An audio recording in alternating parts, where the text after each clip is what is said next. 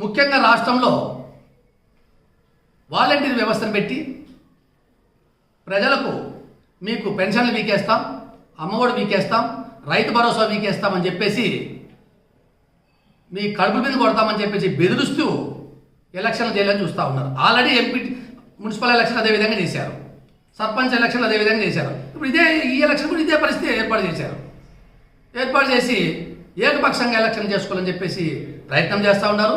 ప్రజలన్నీ గమనిస్తూ ఉన్నారు. ఇవన్నీ మీ యొక్క విజయాలు అనుకోవద్దండి. ఇది మీ విజయాలు కాదు, మీ యొక్క వినాశనానికి నాంది. ఇవన్నీ కూడా విజయాలు అనుకోవద్దండి మీరు. అంటే ఆరిపోయే దీపం ఎప్పుడు కూడా బ్రహ్మాండంగా వెలుగుతుంది, దానికి నాంది ఇది. గ్రహించుకోవాలని చెప్పేసి అధికార పార్టీ వాళ్ళని తెలియజేస్తా ఉన్నాం. అదేవిధంగా ధర్మవరంలో వెంకట్రామరెడ్డి ఎమ్మెల్యే, ఆయన గుడ్ మార్నింగ్ అని చెప్పేసి పొద్దున్నే సోపు టప్పులు చేస్తూ ఉంటాడు, ధర్మవరం అంతా తిరుక్కుంటా. ఇప్పుడు పల్లెలకు కూడా తిరుగుతూ ఉన్నాడు. మన ఎక్కడో మలకాపురంలో ఎవరు ఒక బాధితుడు అడిగారు, రేషన్ కార్డు వీకేస్తా పైన వీకేసినా నాకు సంబంధం లే అంటాడు. ఇంక చెప్పేది కింద ఉండేది ఇడా, పైన వీకేస్తాను చూసుకుంటుంటే పైన వీకేసినా అంటారు.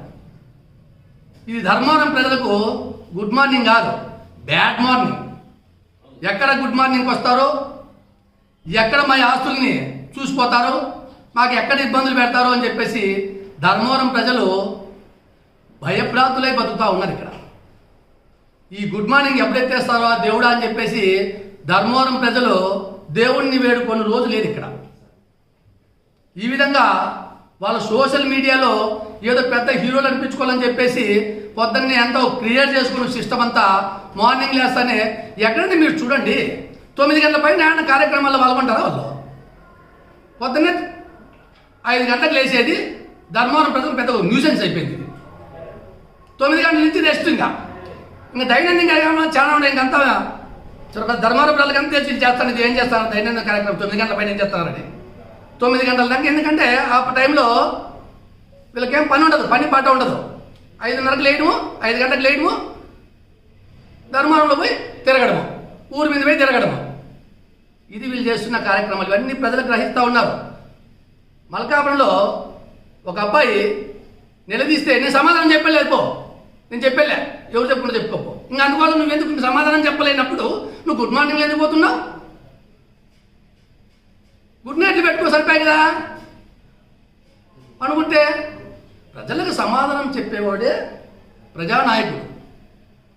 ఏదో మీ నాయకుడు ప్రలోభాలకు నమ్మి మీకు ఓట్లు వేశారు, ఆ వాపను చూసి బల్బు అనుకుంటున్నారు మీరు.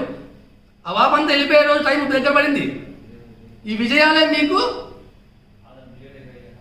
అపజయాలుగా ప్రజలు మలుస్తారు. దీనికి తప్పకుండా మేము కూడా ప్రజలను చైతన్యవంతం చేస్తాం.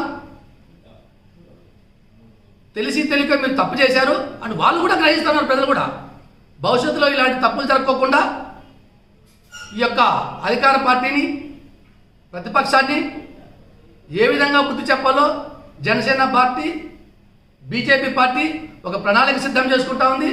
త్వరలోనే ఈ యొక్క స్థానిక సమస్యలు ఎన్నికలు అయిపోయిన తర్వాత మా యొక్క ఉద్యమం బాట పడతాం. అధికారులు కూడా చెప్తా ఉన్నాం. అధికారులు కూడా ఏకపక్షంగా వ్యవహరిస్తూ ఉన్నారు. మేము రిప్రజెంటేషన్ కూడా పెట్టాము, అధికారుల మీద తీసుకొని చర్యలు చెప్పి ఇంతవరకు చర్యలు తీసుకోలే. ఖచ్చితంగా కోర్టును ఆశ్రయిస్తాను నేను. ఇక ఈ అధికారుల పైన మొత్తం కోర్టులను ఆశ్రయిస్తాం, వదిలే ప్రసక్తే లేదు. ఎందుకంటే ప్రజల కడుపులు కొడతా ఉన్నారు, కార్యకర్తలను బెదిరిస్తూ ఉన్నారు, నాయకులను బెదిరిస్తూ ఉన్నారు. నిన్నటిదాకా మాకు గొట్టూరు ఎంపీటీసీ భర్తను ఒకరి వద్ద ఒకరు ఫోన్ చేస్తారంట పోలీసులు, స్టేషన్కి వచ్చేయండి. పాత కేసులు ఏదో ఉద్దేశంగా వాళ్ళు ఎవరో కంప్లైంట్ ఇచ్చింటారు, అవి పెట్టుకొని పెండింగ్ పెట్టుకునేది, వాళ్ళని ఇబ్బందులు పెట్టేసేది. ఈ విధంగా పబ్బం గడపలను చూస్తూ ఉన్నారు.